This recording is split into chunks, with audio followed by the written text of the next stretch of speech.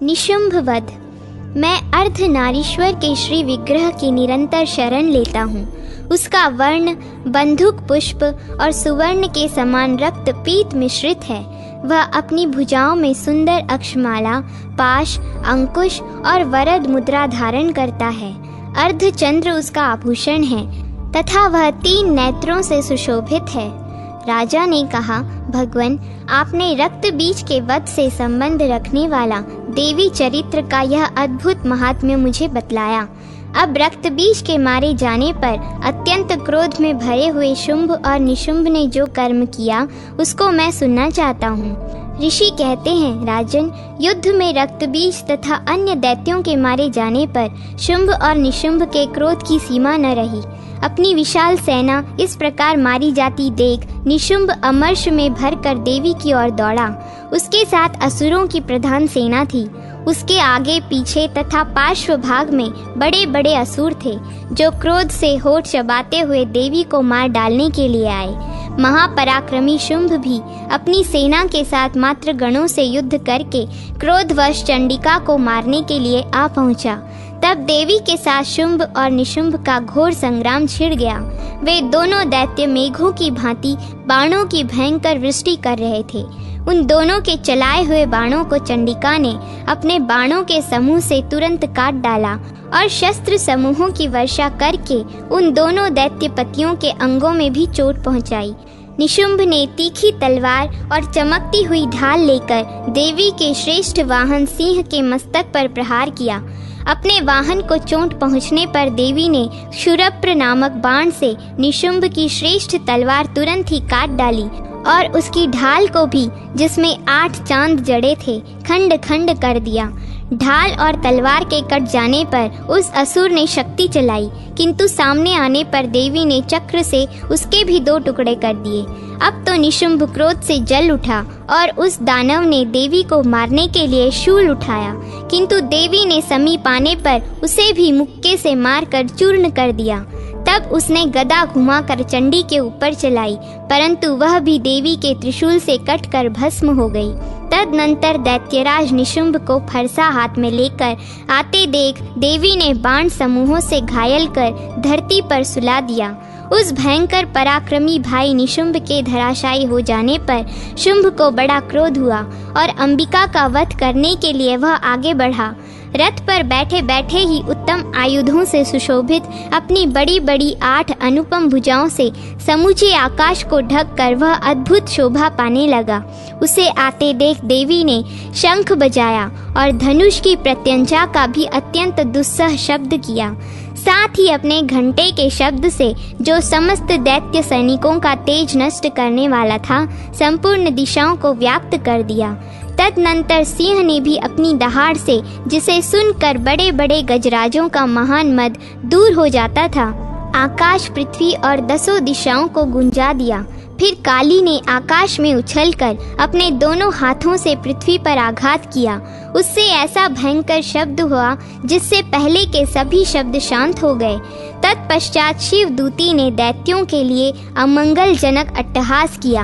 इन शब्दों को सुनकर समस्त असुर थर्रा उठे, किंतु शुंभ को बड़ा क्रोध हुआ।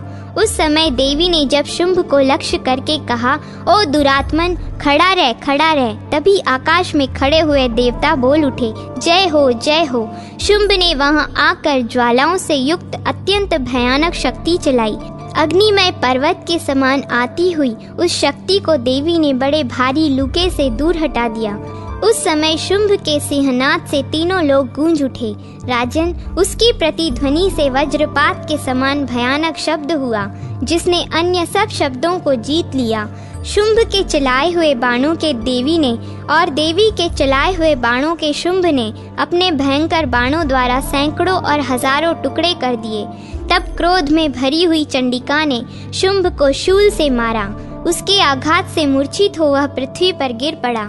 इतने में ही निशुंभ को चेतना हुई और उसने धनुष हाथ में लेकर बाणों द्वारा देवी, काली तथा सिंह को घायल कर दिया।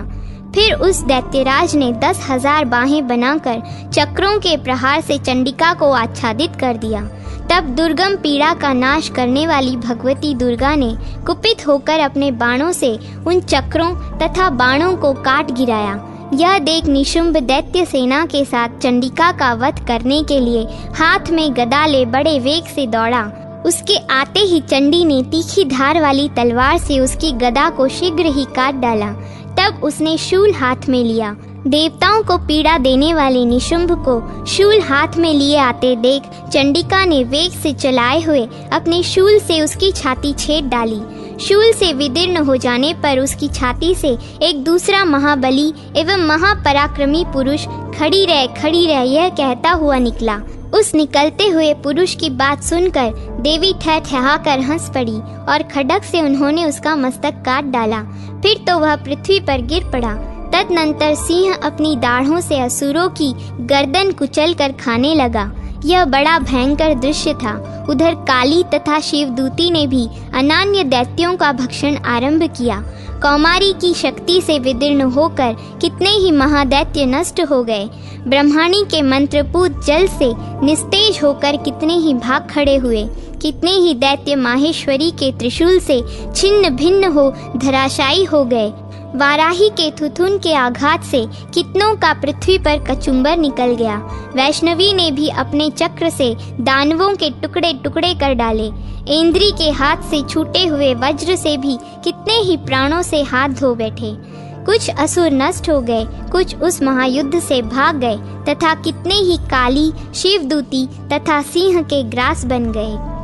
इस प्रकार श्री मार्कंडेय पुराण में सावर्णिक मनवंतर की कथा के अंतर्गत देवी महात्म्य में निशुंभ वध नामक 9वां अध्याय पूरा हुआ। 10वां अध्याय शुंभ वध। मैं मस्तक पर अर्धचंद्र धारण करने वाली शिव शक्ति स्वरूपा भगवती कामेश्वरी का हृदय में चिंतन करता हूँ। वे तपाए हुए सुवर्ण के समान सुंदर हैं। सूर्य, चंद्रमा और अग्नि ये ही 3 उनके नेत्र हैं तथा वे अपने मनोहर हाथों में धनुष, बाण, अंकुश, पाश और शूल धारण किए हुए हैं। ऋषि कहते हैं, राजन, अपने प्राणों के समान प्यारे भाई निशुंभ को मारा गया देख तथा सारी सेना का संहार होता जान शुंभ ने कुपित होकर कहा, दुष्ट दुर्गे, तू बल के अभिमान में आकर झूठ मूठ का घमंड न दिखा। तू बड़ी मानिनी बनी हुई है, किंतु दूसरी स्त्रियों के बल का सहारा लेकर लड़ती है। देवी बोली, ओ दुष्ट, मैं अकेली ही हूँ। इस संसार में मेरे सिवा दूसरा कौन है? देखिए, मेरी ही विभूतियाँ हैं, अतः मुझ में ही प्रवेश कर रही हैं। तदनंतर ब्रह्माणी आदि समस्त देवियाँ अंबिका देवी के शरीर में लीन हो गईं। उस समय केवल अंबिका देवी ही रह गईं। देवी बोली, मैं अपनी ऐश्वर्य शक्ति से अनेक रूपों में यहाँ उपस्थित हुई थी। उन सब रूपों को मैंने समेट लिया। अब अकेली ही युद्ध में खड़ी हूँ। तुम भी स्थिर हो जाओ। ऋषि कहते हैं, तदनंतर देवी और शुंभ दोनों में सब देवताओं तथा दानवों के देखते देखते भयंकर युद्ध छिड़ गया। बाणों की वर्षा से तथा तीखे शस्त्रों एवं दारुण अस्त्रों के प्रहार के कारण उन दोनों का युद्ध सब लोगों के लिए बड़ा भयानक प्रतीत होता था। उस समय अंबिका देवी ने जो सैकड़ों दिव्य अस्त्र छोड़े, उन्हें दैत्यराज शुंभ ने उनके निवारक अस्त्रों द्वारा काट डाला। इसी प्रकार शुंभ ने भी जो दिव्य अस्त्र चलाए, उन्हें परमेश्वरी ने भयंकर हुंकार शब्द के उच्चारण आदि द्वारा खिलवाड़ में ही नष्ट कर दिया। तब उस असुर ने सैकड़ों बाणों से देवी को आच्छादित कर दिया। यह देख क्रोध में भरी हुई उन देवी ने भी बाण मारकर उसका धनुष काट डाला। धनुष कट जाने पर फिर दैत्यराज ने शक्ति हाथ में ली, किंतु देवी ने चक्र से उसके हाथ की शक्ति को भी काट गिराया।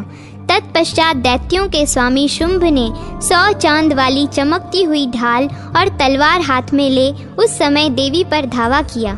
उसके आते ही चंडिका ने अपने धनुष से छोड़े हुए तीखे बाणों द्वारा उसकी सूर्य किरणों के समान उज्जवल ढाल और तलवार को तुरंत काट दिया। फिर उस दैत्य के घोड़े और सारथी मारे गए। धनुष तो पहले ही कट चुका था। अब उसने अंबिका को मारने के लिए उद्धत हो भयंकर मुंदर हाथ में लिया। उसे आते देख देवी ने अपने तीक्ष्ण बाणों से उसका मुंदर भी काट डाला। तिस पर भी वह असुर मुक्का तान कर बड़े वेग से देवी की ओर झपटा। उस दैत्यराज ने देवी की छाती में मुक्का मारा। तब तब उन देवी ने भी उसकी छाती में एक चांटा जड़ दिया।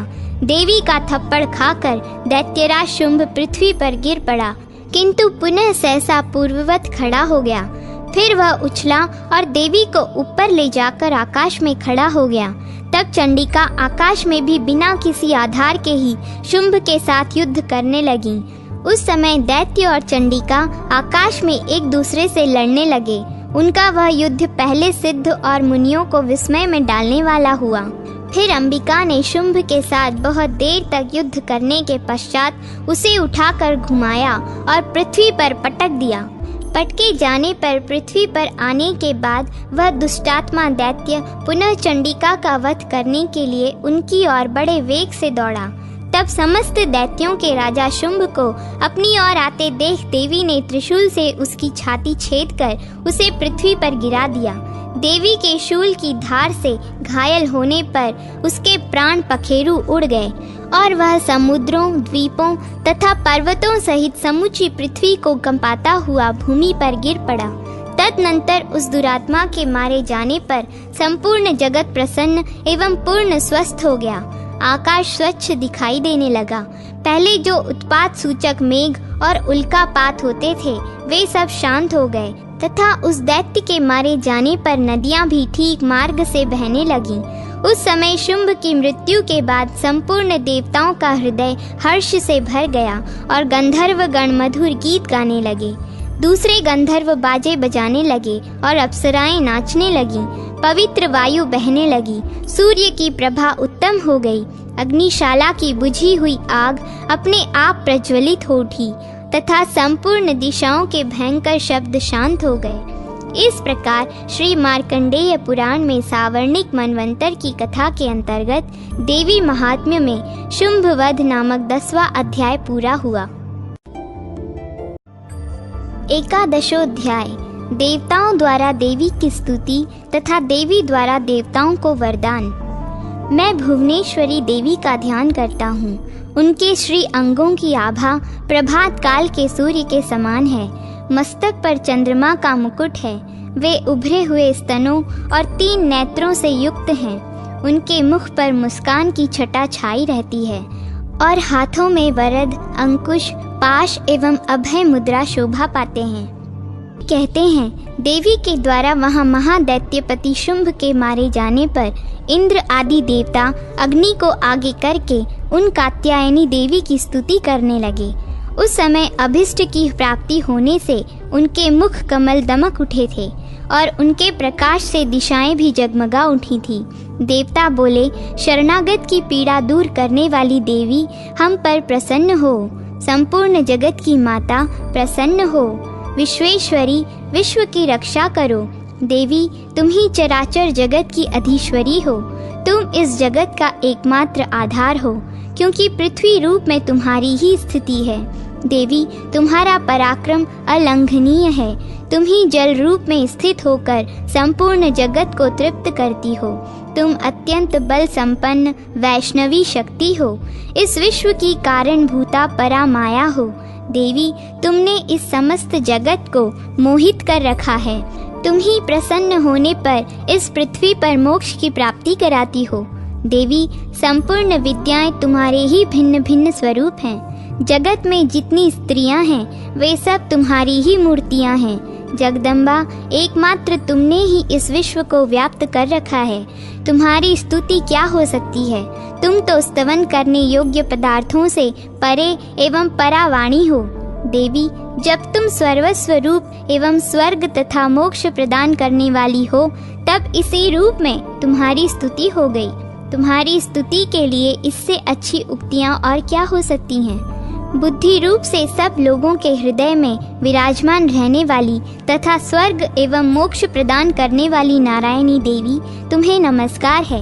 कला, काष्ठा आदि के रूप से क्रमशः परिणाम की ओर ले जाने वाली तथा विश्व का उपसंहार करने में समर्थ नारायणी तुम्हें नमस्कार है। नारायणी तुम सब प्रकार का मंगल प्रदान करने वाली मंगलमयी हो।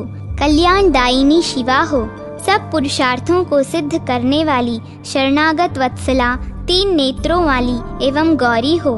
तुम्हें नमस्कार है। तुम सृष्टि, पालन और संहार की शक्ति भूता सनातनी देवी, गुणों का आधार तथा सर्वगुणमयी हो। नारायणी, तुम्हें नमस्कार है। शरण में आए हुए दीनों एवं पीड़ितों की रक्षा में संलग्न रहने वाली तथा सबकी पीड़ा दूर करने वाली नारायणी देवी, तुम्हें नमस्कार है। नारायणी, तुम ब्रह्माणी का रूप धारण करके हंसों से जुते हुए विमान पर बैठती तथा कुश मिश्रित जल छिड़कती रहती हो, तुम्हें नमस्कार है। माहेश्वरी रूप से त्रिशूल, चंद्रमा एवं सर्प को धारण करने वाली तथा महान वृषभ की पीठ पर बैठने वाली नारायणी देवी, तुम्हें नमस्कार है। मोरों और मुर्गों से घिरी रहने वाली तथा महाशक्ति धारण करने वाली कौमारी रूप धारिणी निष्पापे नारायणी, तुम्हें भी नमस्कार है। शंख, चक्र, गदा और शांग धनुष रूप उत्तम आयुधों को धारण करने वाली वैष्णवी शक्ति रूपा नारायणी, तुम प्रसन्न हो, तुम्हें नमस्कार है। हाथ में भयानक महाचक्र लिए और दाढ़ों पर धरती को उठाए वराही रूप धारिणी कल्याणमयी नारायणी, तुम्हें नमस्कार है। भयंकर नरसिंह रूप से दैत्यों के वध के लिए उद्योग करने वाली तथा त्रिभुवन की रक्षा में संलग्न रहने वाली नारायणी, तुम्हें नमस्कार है। मस्तक पर किरीट और हाथ में महावज्र धारण करने वाली, सहस्त्र नेत्रों के कारण उदीप्त दिखाई देने वाली और वृत्रासुर के प्राणों का अपहरण करने वाली इंद्र शक्ति रूप नारायणी देवी, तुम्हें नमस्कार है। शिव दूती रूप से दैत्यों की महती सेना का संहार करने वाली, भयंकर रूप धारण तथा विकट गर्जना करने वाली नारायणी, तुम्हें नमस्कार है। दाढ़ों के कारण विकराल मुख वाली, मुंडमाला से विभूषित मुंड मर्दिनी चामुंडा रूपा नारायणी, तुम्हें नमस्कार है। लक्ष्मी, लज्जा, महाविद्या, श्रद्धा, पुष्टि, स्वधा, ध्रुवा, महारात्रि तथा महाअविद्या रूपा नारायणी, तुम्हें नमस्कार है। मेधा, सरस्वती, वरा, भूति, बाभ्रवी, तामसी, नियता तथा ईशा रूपिणी नारायणी, तुम्हें नमस्कार है। सर्वस्वरूपा सर्वेश्वरी तथा सब प्रकार की शक्तियों से संपन्न दिव्य रूपा दुर्गे देवी, सब भयों से हमारी रक्षा करो, तुम्हें नमस्कार है। कात्यायनी, यह 3 लोचनों से विभूषित तुम्हारा सौख्य मुख सब प्रकार के भयों से हमारी रक्षा करे, तुम्हें नमस्कार है। भद्रकाली, ज्वालाओं के कारण विकराल प्रतीत होने वाला, अत्यंत भयंकर और समस्त असुरों का संहार करने वाला तुम्हारा त्रिशूल भय से हमें बचाए, तुम्हें नमस्कार है। देवी, जो अपनी ध्वनि से संपूर्ण जगत को व्याप्त करके दैत्यों के तेज नष्ट कर देता है, वह तुम्हारा घंटा हम लोगों की पापों से उस प्रकार रक्षा करे जैसे माता अपने पुत्रों की बुरे कर्मों से रक्षा करती है। चंडिके, तुम्हारे हाथों में सुशोभित खड्ग जो असुरों के रक्त और चर्बी से चर्चित है, हमारा मंगल करे, हम तुम्हें नमस्कार करते हैं। देवी, तुम प्रसन्न होने पर सब रोगों को नष्ट कर देती हो और कुपित होने पर मनोवांछित सभी कामनाओं का नाश कर देती हो। जो लोग तुम्हारी शरण में जा चुके हैं, उन पर विपत्ति तो आती ही नहीं। तुम्हारी शरण में गए हुए मनुष्य दूसरों को शरण देने वाले हो जाते हैं। देवी अंबिके, तुमने अपने स्वरूप को अनेक भागों में विभक्त करके नाना प्रकार के रूपों से जो इस समय इन धर्मद्रोही महादैत्यों का संहार किया है, वह सब दूसरी कौन कर सकती थी। विद्याओं में ज्ञान को प्रकाशित करने वाले शास्त्रों में तथा आदि वाक्यों में तुम्हारे सिवा और किसका वर्णन है, तथा तुमको छोड़कर दूसरी कौन ऐसी शक्ति है जो इस विश्व को अज्ञानमय घोर अंधकार से परिपूर्ण ममता रूपी गड्ढे में निरंतर भटका रही हो। जहाँ राक्षस, जहाँ भयंकर विष वाले सर्प, जहाँ शत्रु, जहाँ लुटेरों की सेना और जहाँ दवानल हो, वहाँ तथा समुद्र के बीच में भी साथ रहकर तुम विश्व की रक्षा करती हो। विश्वेश्वरी, तुम विश्व का पालन करती हो, विश्व रूपा हो, इसलिए संपूर्ण विश्व को धारण करती हो।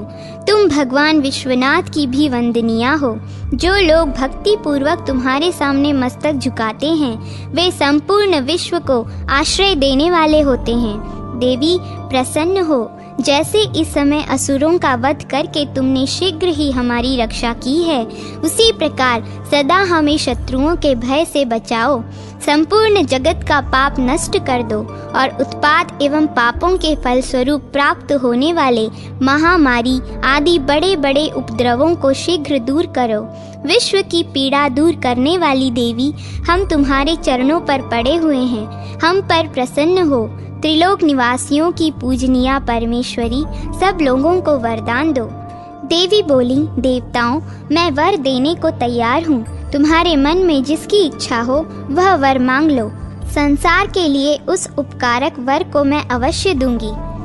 देवता बोले, सर्वेश्वरी, तुम इसी प्रकार तीनों लोकों की समस्त बाधाओं को शांत करो और हमारे शत्रुओं का नाश करती रहो। देवी बोली, देवताओं, वैवस्वत मनवंतर के 28वें युग में शुंभ और निशुंभ नाम के 2 अन्य महादैत्य उत्पन्न होंगे। तब मैं नंद गोप के घर में उनकी पत्नी यशोदा के गर्भ से अवतीर्ण हो विंध्याचल में जाकर रहूंगी और उक्त दोनों असुरों का नाश करूंगी। फिर अत्यंत भयंकर रूप से पृथ्वी पर अवतार ले मैं वैप्रचित्त नाम वाले दानवों का वध करूंगी।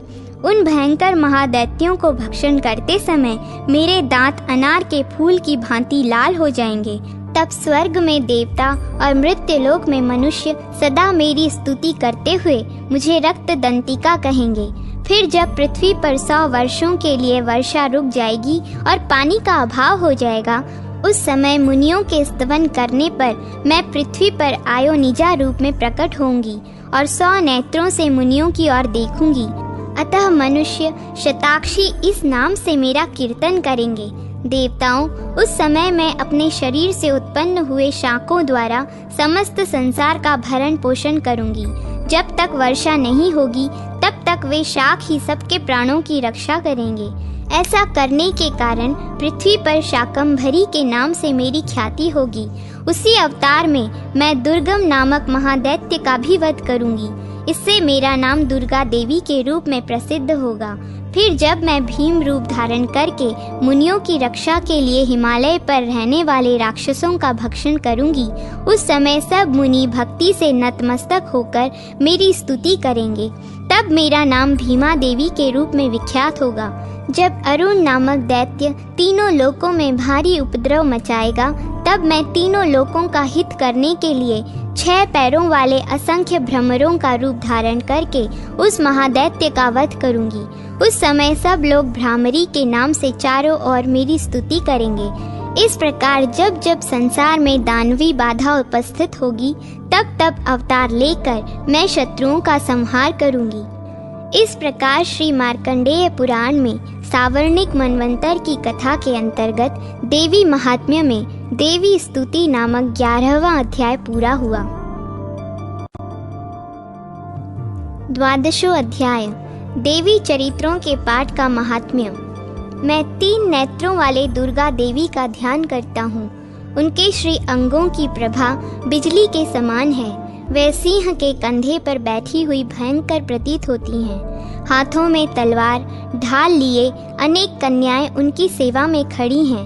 वे अपने हाथों में चक्र, गदा, तलवार, ढाल, बाण, धनुष, पाश और तर्जनी मुद्रा धारण किए हुए हैं। उनका स्वरूप अग्निमय है तथा वे माथे पर चंद्रमा का मुकुट धारण करती हैं।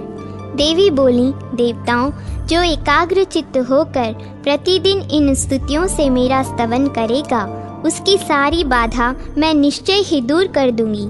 जो मधुकैटभ का नाश, महिषासुर का वध तथा शुंभ निशुंभ के संहार के प्रसंग का पाठ करेंगे तथा अष्टमी, चतुर्दशी और नवमी को भी जो एकाग्र चित्त हो भक्ति पूर्वक मेरे उत्तम महात्म्य का श्रवण करेंगे, उन्हें कोई पाप नहीं छू सकेगा। उन पर पाप जनित आपत्तियां भी नहीं आएंगी। उनके घर में कभी दरिद्रता नहीं होगी तथा उनको कभी प्रेमी जनों के बिछोह का कष्ट भी नहीं भोगना पड़ेगा। इतना ही नहीं, उन्हें शत्रु से, लुटेरों से, राजा से, शस्त्र से, अग्नि से तथा जल की राशि से भी कभी भय नहीं होगा। इसलिए सबको एकाग्रचित्त होकर भक्ति पूर्वक मेरे इस महात्म्य को सदा पढ़ना और सुनना चाहिए। यह परम कल्याण कारक है। मेरा महात्म्य महामारी जनित समस्त उपद्रवों तथा आध्यात्मिक आदि तीनों प्रकार के उत्पादों को शांत करने वाला है। मेरे जिस मंदिर में प्रतिदिन विधि पूर्वक मेरे इस महात्म्य का पाठ किया जाता है, उस स्थान को मैं कभी नहीं छोड़ती। वहाँ सदा ही मेरा सन्निधान बना रहता है। बलिदान, पूजा, होम तथा महोत्सव के अवसरों पर मेरे इस चरित्र का पूरा पूरा पाठ और श्रवण करना चाहिए। ऐसा करने पर मनुष्य विधि को जानकर या बिना जाने भी मेरे लिए जो बलि, पूजा या होम आदि करेगा, उसे मैं बड़ी प्रसन्नता के साथ ग्रहण करूँगी। शरद काल में जो वार्षिक महापूजा की जाती है, उस अवसर पर जो मेरे इस महात्म्य को भक्ति पूर्वक सुनेगा, वह मनुष्य मेरे प्रसाद से सब बाधाओं से मुक्त तथा धन, धान्य एवं पुत्र से संपन्न होगा। इसमें तनिक भी संदेह नहीं है। मेरा यह महात्म्य, मेरे प्रादुर्भाव की सुंदर कथाएं तथा युद्ध में किए हुए मेरे पराक्रम सुनने से मनुष्य निर्भय हो जाएगा। मेरे महात्म्य का श्रवण करने वाले पुरुषों के शत्रु नष्ट हो जाते हैं, उन्हें कल्याण की प्राप्ति होती है तथा उनका कुल आनंदित रहता है। सर्वत्र शांति कर्म में बुरे स्वप्न दिखाई देने पर तथा ग्रह जनित भयंकर पीड़ा उपस्थित होने पर मेरा महात्म्य श्रवण करना चाहिए। इससे सब विघ्न तथा भयंकर ग्रह पीड़ाएं शांत हो जाती हैं और मनुष्यों द्वारा देखा हुआ दुस्वप्न शुभ स्वप्न में परिवर्तित हो जाता है। बाल ग्रहों से आक्रांत हुए बालकों के लिए यह महात्म्य शांति कारक है तथा मनुष्यों के संगठन में फूट होने पर यह अच्छी प्रकार मित्रता कराने वाला होता है। यह महात्म्य समस्त दुराचारियों के बल का नाश करने वाला है। इसके पाठ मात्र से राक्षसों, भूतों और पिशाचों का नाश हो जाता है। मेरा यह सब महात्म्य मेरे सामीप्य की प्राप्ति कराने वाला है। पशु, पुष्प, अर्घ्य, धूप, दीप, गंध आदि उत्तम सामग्रियों द्वारा पूजन करने से, ब्राह्मणों को भोजन कराने से, होम करने से, प्रतिदिन अभिषेक करने से, नाना प्रकार के अन्य भोगों का अर्पण करने से तथा दान देने आदि से 1 वर्ष तक जो मेरी आराधना की जाती है और उससे मुझे जितनी प्रसन्नता होती है, उतनी प्रसन्नता मेरे इस उत्तम चरित्र का एक बार श्रवण करने मात्र से हो जाती है। यह महात्म्य श्रवण करने पर पापों को हर लेता और आरोग्य प्रदान करता है। मेरे प्रादुर्भाव का कीर्तन समस्त भूतों से रक्षा करता है तथा मेरा युद्ध विषयक चरित्र दुष्ट दैत्यों का संहार करने वाला है। इसके श्रवण करने पर मनुष्यों को शत्रु का भय नहीं रहता। देवताओं, तुमने और ब्रह्म ऋषियों ने जो मेरी स्तुतियाँ की हैं तथा ब्रह्मा जी ने जो स्तुतियाँ की हैं, वे सभी कल्याणमयी बुद्धि प्रदान करती हैं। वन में, सूने मार्ग में अथवा दावानल से घिर जाने पर, निर्जन स्थान में, लुटेरों के दाव में पड़ जाने पर या शत्रुओं के पकड़े जाने पर अथवा जंगल में सिंह, व्याघ्र या जंगली हाथियों के पीछा करने पर, कुपित राजा के आदेश से वध या बंधन के स्थान में ले जाए जाने पर अथवा महासागर में नाव पर बैठने के बाद भारी तूफान से नाव के डगमग होने पर और अत्यंत भयंकर युद्ध में शस्त्रों का प्रहार होने पर अथवा वेदना से पीड़ित होने पर, किम बहुना सभी भयानक बाधाओं के उपस्थित होने पर जो मेरे इस चरित्र का स्मरण करता है, वह मनुष्य संकट से मुक्त हो जाता है। मेरे प्रभाव से सिंह आदि हिंसक जंतु नष्ट हो जाते हैं तथा लुटेरे और शत्रु भी मेरे चरित्र का स्मरण करने वाले पुरुष से दूर भागते हैं। ऋषि कहते हैं, यूं कहकर प्रचंड पराक्रम वाली भगवती चंडिका सब देवताओं के देखते देखते वहीं अंतर्ध्यान हो गई। फिर समस्त देवता भी शत्रुओं के मारे जाने से निर्भय हो पहले की ही भांति यज्ञ भाग का उपभोग करते हुए अपने अपने अधिकार का पालन करने लगे। संसार का विध्वंस करने वाले महाभयंकर अतुल पराक्रमी देव शत्रु शुंभ तथा महाबली निशुंभ के युद्ध में देवी द्वारा मारे जाने पर शेष दैत्य पाताल लोक में चले गए। राजन, इस प्रकार भगवती अंबिका देवी नित्य होती हुई भी पुनः पुनः प्रकट होकर जगत की रक्षा करती हैं। वे ही इस विश्व को मोहित करती, वे ही जगत को जन्म देती तथा वे ही प्रार्थना करने पर संतुष्ट हो विज्ञान एवं समृद्धि प्रदान करती हैं। राजन, महाप्रलय के समय महामारी का स्वरूप धारण करने वाली वे महाकाली ही इस समस्त ब्रह्मांड में व्याप्त हैं। वे ही समय समय पर महामारी होती और वे ही समय समय पर अजन्मा होती हुई भी सृष्टि के रूप में प्रकट होती हैं। वे सनातनी देवी ही समयानुसार संपूर्ण भूतों से रक्षा करती हैं। मनुष्यों के अभ्युदय के समय वे ही घर में लक्ष्मी के रूप में स्थित हो उन्नति प्रदान करती हैं और वे ही अभाव के समय दरिद्रता बनकर विनाश का कारण होती हैं। पुष्प, धूप और गंध आदि से पूजन करके उनकी स्तुति करने पर वे धन, पुत्र, धार्मिक बुद्धि तथा उत्तम गति प्रदान करती हैं। इस प्रकार श्री मार्कंडेय पुराण में सावर्णिक मनवंतर की कथा के अंतर्गत देवी महात्म्य में फल स्तुति नामक 12वां अध्याय पूरा हुआ। त्रयोदशोध्याय सूरत और वैश्य को देवी का वरदान। जो उदय काल के सूर्य मंडल की सी कांति धारण करने वाली हैं, जिनके 4 भुजाएं और 3 नेत्र हैं तथा जो अपने हाथों में पाश, अंकुश, वर एवं अभय की मुद्रा धारण किए रहती हैं, उन शिवा देवी का मैं ध्यान करता हूँ। ऋषि कहते हैं, राजन, इस प्रकार मैंने तुमसे देवी के अनुपम महात्म्य का वर्णन किया जो इस जगत को धारण करती हैं। उन देवी का ऐसा ही प्रभाव है। वे ही विद्या उत्पन्न करती हैं। भगवान विष्णु की माया स्वरूपा उन भगवती के द्वारा ही तुम ये वैश्य तथा अनान्य विवेकी जन मोहित होते हैं, मोहित हुए हैं तथा आगे भी मोहित होंगे। महाराज, तुम उन्हीं परमेश्वरी की शरण में जाओ। आराधना करने पर वे ही मनुष्यों को भोग, स्वर्ग तथा मोक्ष प्रदान करती हैं।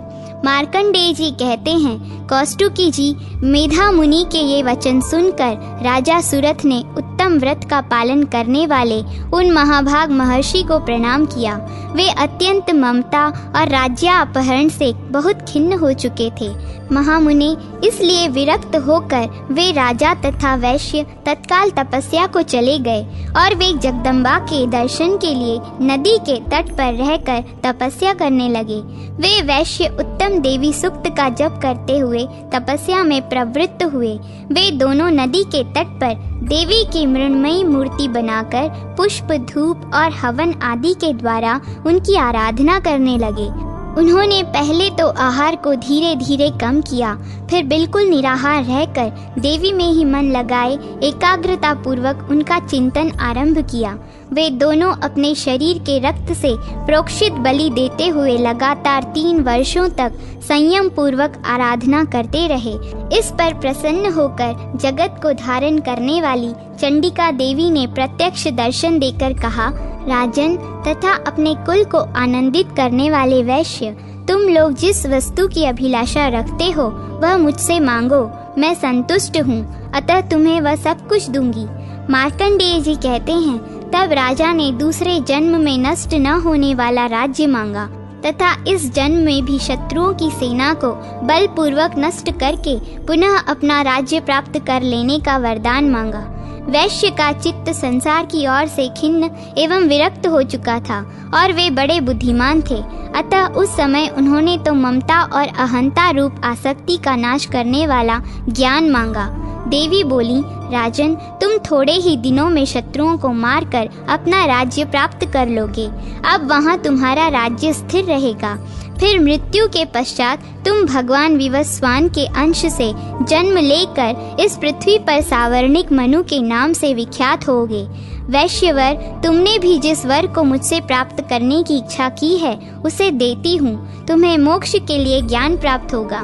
मार्कंडेय जी कहते हैं, इस प्रकार उन दोनों को मनोवांछित वरदान देकर तथा उनके द्वारा भक्ति पूर्वक अपनी स्तुति सुनकर देवी अंबिका तत्काल अंतर्ध्यान हो गईं। इस तरह देवी से वरदान पाकर क्षत्रियों में श्रेष्ठ सूरत सूर्य से जन्म ले सावर्णी नामक मनु होंगे। इस प्रकार श्री मार्कंडेय पुराण में सावर्णिक मनवंतर की कथा के अंतर्गत देवी महात्म्य में सूरत और वैश्य को वरदान नामक 13वां अध्याय पूरा हुआ।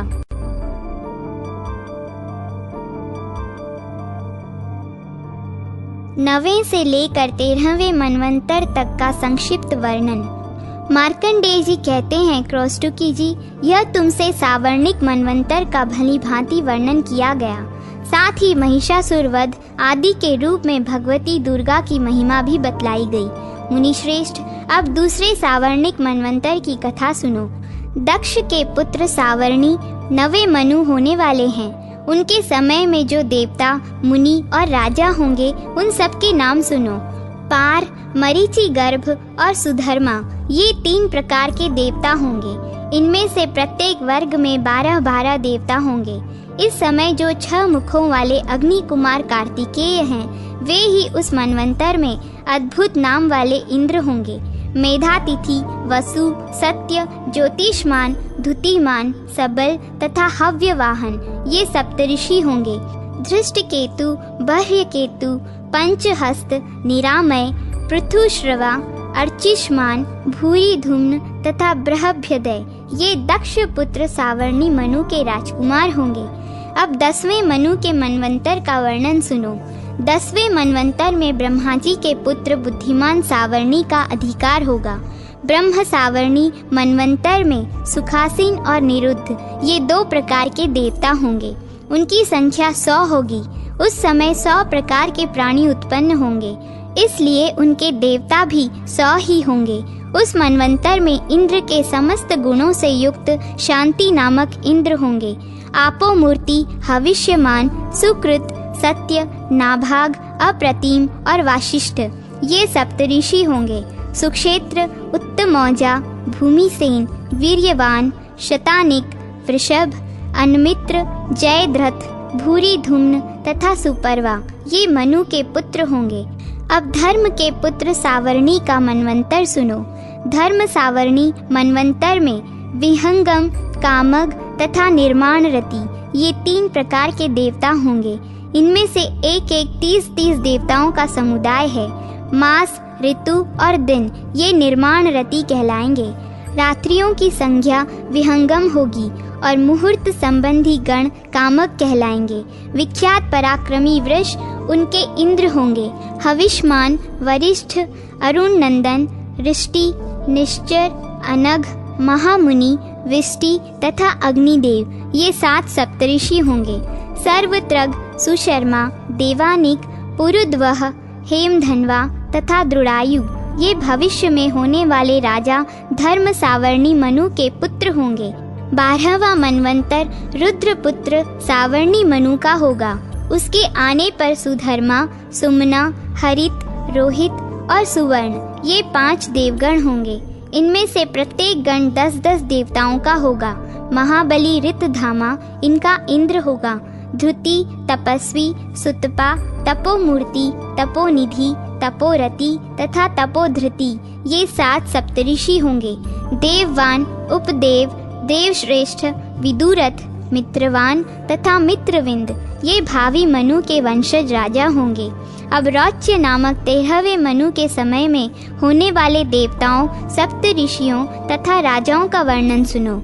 सुधर्मा, सुकर्मा और सुशर्मा, ये 3 उस समय के देवता होंगे। महाबली एवं महापराक्रमी दिवस्पति उनके इंद्र होंगे। धृतिमान, अव्यय, तत्वदर्शी, निरुत्सुक, निर्मोह, सुतपा और निष्प्रकंप, ये 7 सप्तऋषि होंगे। चित्रसेन, विचित्र, नयति, निर्भय, दृढ़, सुनेत्र, क्षय बुद्धि तथा सुव्रत, ये रौच्य मनु के पुत्र होंगे। रौच्य मनु की उत्पत्ति कथा। मार्कंडेय जी कहते हैं, ब्राह्मण, पूर्व काल की बात है। प्रजापति रुचि, ममता और अहंकार से रहित इस पृथ्वी पर विचरते थे। उन्हें किसी से भय नहीं था। वे बहुत कम सोते थे। उन्होंने न तो अग्नि की स्थापना की थी और न अपने लिए घर ही बना रखा था। वे एक बार भोजन करते और बिना आश्रम के ही रहते थे। उन्हें सब प्रकार की आसक्तियों से रहित एवं मुनि वृत्ति से रहते देख उनके पितरों ने उनसे कहा। पितर बोले, बेटा, विवाह स्वर्ग और अपवर्ग का हेतु होने के कारण एक पुण्यमय कार्य है, उसे तुमने क्यों नहीं किया? गृहस्थ पुरुष समस्त देवताओं, पितरों, ऋषियों और अतिथियों की पूजा करके पुण्यमय लोकों को प्राप्त करता है। वह स्वाहा के उच्चारण से देवताओं को, स्वधा शब्द से पितरों को तथा अन्नदान आदि से भूत आदि प्राणियों एवं अतिथियों को उनका भाग समर्पित करता है। बेटा, हम ऐसा मानते हैं कि गृहस्थ आश्रम को स्वीकार न करने पर तुम्हें इस जीवन में क्लेश पर क्लेश उठाना पड़ेगा तथा मृत्यु के बाद और दूसरे जन्म में भी क्लेश ही भोगने पड़ेंगे। रुचि ने कहा, पितृगण, परिग्रह मात्र ही अत्यंत दुख एवं पाप का कारण होता है तथा उससे मनुष्य की अधोगति होती है। यही सोचकर मैंने पहले स्त्री संग्रह नहीं किया। मन और इंद्रियों को नियंत्रण में रखकर जो यह आत्म संयम किया जाता है, वह भी परिग्रह करने पर मोक्ष का साधक नहीं होता। ममता रूप कीचड़ में सना हुआ होने पर भी यह आत्मा जो परिग्रह शून्य चित्त रूपी जल से प्रतिदिन धोया जाता है, वह श्रेष्ठ प्रयत्न है। जितेंद्रिय विद्वानों को चाहिए कि वे अनेक जन्मों द्वारा संचित कर्म रूपी पंख में सने हुए आत्मा का सद्वासना रूपी जल से प्रक्षालन करें। पितर बोले, बेटा, जितेंद्रिय होकर आत्मा का प्रक्षालन करना उचित ही है, किंतु तुम जिस पर चल रहे हो वह मोक्ष का मार्ग है। किंतु फलेच्छा रहित दान और शुभाशुभ के उपभोग से भी पूर्वकृत अशुभ कर्म दूर होता है। इसी प्रकार दया भाव से प्रेरित होकर जो कर्म किया जाता है वह बंधन कारक नहीं होता। फल कामना से रहित कर्म भी बंधन में नहीं डालता। पूर्व जन्म में किया हुआ मानवों का शुभाशुभ कर्म सुख दुखमय भोगों के रूप में प्रतिदिन भोगने पर ही क्षीण होता है। इस प्रकार विद्वान पुरुष आत्मा का प्रक्षालन करते और उसकी बंधनों से रक्षा करते हैं। ऐसा करने से वह अविवेक के कारण पाप रूपी कीचड़ में नहीं फंसता। रुचि ने पूछा, पितामह, वेद में कर्म मार्ग को अविद्या कहा गया है, फिर क्यों आप लोग मुझे उस मार्ग में लगाते हैं? पितर बोले, यह सत्य है कि कर्म को अविद्या ही कहा गया है, इसमें तनिक भी मिथ्या नहीं है। फिर भी इतना तो निश्चित है कि उस विद्या की प्राप्ति में कर्म ही कारण है। विहित कर्म का पालन न करके जो अधम मनुष्य संयम करते हैं, वह संयम अंत में मोक्ष की प्राप्ति नहीं कराता, अपितु अधोगति में ले जाने वाला होता है। वत्स, तुम तो समझते हो कि मैं आत्मा का प्रक्षालन करता हूँ, किंतु वास्तव में तुम शास्त्र विहित कर्मों के न करने के कारण पापों से दग्ध हो रहे हो। कर्म अविद्या होने पर भी विधि के पालन द्वारा शोधे हुए विषय की भांति मनुष्यों का उपकार करने वाला ही होता है। इसके विपरीत यह विद्या भी विधि की अवहेलना से निश्चय ही हमारे बंधन का कारण बन जाती है। अतः वत्स, तुम विधि पूर्वक स्त्री संग्रह करो। ऐसा न हो कि इस लोक का लाभ न मिलने के कारण तुम्हारा जन्म निष्फल हो जाए। रुचि ने कहा, पितरों, अब तो मैं बूढ़ा हो गया, भला मुझको कौन स्त्री देगा? इसके सिवा मुझ जैसे दरिद्र के लिए स्त्री को रखना बहुत कठिन कार्य है। पितर बोले, वत्स, यदि हमारी बात नहीं मानोगे तो हम लोगों का पतन हो जाएगा और तुम्हारी भी अधोगति होगी। मार्कंडेय जी कहते हैं, मुनिश्रेष्ठ, यूं कहकर पितर उनके देखते देखते वायु के बुझाए हुए दीपक की भांति सहसा अदृश्य हो गए। पितरों की बात से रुचि का मन बहुत उद्विग्न हुआ। वे अपने विवाह के लिए कन्या प्राप्त करने की इच्छा से पृथ्वी पर विचरने लगे। वे पितरों के वचन रूप अग्नि से दग्ध हो रहे थे। कोई कन्या न मिलने से उन्हें बड़ी भारी चिंता हुई। उनका चित्त अत्यंत व्याकुल हो उठा। इसी अवस्था में उन्हें यह बुद्धि सूझी कि मैं तपस्या के द्वारा श्री ब्रह्मा जी की आराधना करूं। ऐसा निश्चय करके उन्होंने कठोर नियम का आश्रय ले श्री ब्रह्मा जी की आराधना के निमित्त 100 वर्षों तक भारी तपस्या की। तदनंतर लोक पितामह ब्रह्मा जी ने उन्हें दर्शन दिया और कहा, मैं प्रसन्न हूँ, तुम्हारी जो इच्छा हो मांग लो। तब रुचि ने जगत के आधारभूत ब्रह्मा जी को प्रणाम करके पितरों के कथनानुसार अपना अभिष्ट निवेदन किया। रुचि की अभिलाषा सुनकर ब्रह्मा जी ने उनसे कहा, विप्रवर, तुम प्रजापति होोगे, तुमसे प्रजा की सृष्टि होगी। प्रजा की सृष्टि तथा पुत्रों की उत्पत्ति करने के साथ ही शुभ कर्मों का अनुष्ठान करके जब तुम अपने अधिकार का त्याग कर दोगे तब तुम्हें सिद्धि प्राप्त होगी। अब तुम स्त्री प्राप्ति की अभिलाषा लेकर पितरों का पूजन करो। वे ही प्रसन्न होने पर तुम्हें मनोवांछित पत्नी और पुत्र प्रदान करेंगे। भला पितर संतुष्ट हो जाएं तो वे क्या नहीं दे सकते। मार्कंडेय जी कहते हैं, मुने, अव्यक्त जन्मा ब्रह्मा जी के ये वचन सुनकर रुचि ने नदी के एकांत तट पर पितरों का तर्पण किया और भक्ति से मस्तक झुकाकर एकाग्र एवं संयत चित्त हो नीचे लिखे स्तोत्र द्वारा आदर पूर्वक उनकी स्तुति की। रुचि बोले, जो श्राद्ध में अधिष्ठाता देवता के रूप में निवास करते हैं तथा देवता भी श्राद्ध में स्वधांत वचनों द्वारा जिनका तर्पण करते हैं, उन पितरों को मैं प्रणाम करता हूँ। भक्ति और मुक्ति की अभिलाषा रखने वाले महर्षि गण स्वर्ग में भी मानसिक श्राद्धों के द्वारा भक्ति पूर्वक जिन्हें तृप्त करते हैं, सिद्ध गण दिव्य उपहारों द्वारा श्राद्ध में जिनको संतुष्ट करते हैं, आत्यांतिक समृद्धि की इच्छा रखने वाले गुहक भी तन्मय होकर भक्ति भाव से जिनकी पूजा करते हैं, भूलोक में मनुष्य गण जिनकी सदा आराधना करते हैं, जो श्राद्धों में श्रद्धा पूर्वक पूजित होने पर मनोवांछित लोक प्रदान करते हैं, पृथ्वी पर ब्राह्मण लोग अभिलषित वस्तु की प्राप्ति के लिए जिनकी अर्चना करते हैं तथा जो आराधना करने पर प्रजापत्य लोक प्रदान करते हैं, उन पितरों को मैं प्रणाम करता हूँ। तपस्या करने से जिनके पाप धुल गए हैं तथा जो संयम पूर्वक आहार करने वाले हैं, ऐसे वनवासी महात्मा वन के फल मूलों द्वारा श्राद्ध करके जिन्हें तृप्त करते हैं, उन पितरों को मैं मस्तक झुकाता हूँ। नैष्ठिक ब्रह्मचर्य व्रत का पालन करने वाले संयतात्मा ब्राह्मण समाधि के द्वारा जिन्हें सदा तृप्त करते हैं, क्षत्रिय सब प्रकार के श्राद्धोपयोगी पदार्थों द्वारा विधिवत श्राद्ध करके जिनको संतुष्ट करते हैं, जो तीनों लोकों को अभिष्ट फल देने वाले हैं, स्वकर्म परायण वैश्य पुष्प धूप अन्न और जल आदि के द्वारा जिनकी पूजा करते हैं तथा शूद्र भी श्राद्धों द्वारा भक्ति पूर्वक जिनकी तृप्ति करते हैं और जो संसार में सुकाली के नाम से विख्यात हैं, उन पितरों को मैं प्रणाम करता हूँ। पाताल में बड़े बड़े दैत्य भी दंभ और मद त्याग कर श्राद्धों द्वारा जिन स्वधा भोजी पितरों को सदा तृप्त करते हैं, मनोवांछित भोगों को पाने की इच्छा रखने वाले नागगण रसातल में संपूर्ण भोगों एवं श्राद्धों से जिनकी पूजा करते हैं तथा मंत्र भोग और संपत्तियों से युक्त सर्पगण भी रसातल में ही विधि पूर्वक श्राद्ध करके जिन्हें सर्वदा तृप्त करते हैं, उन पितरों को मैं नमस्कार करता हूँ।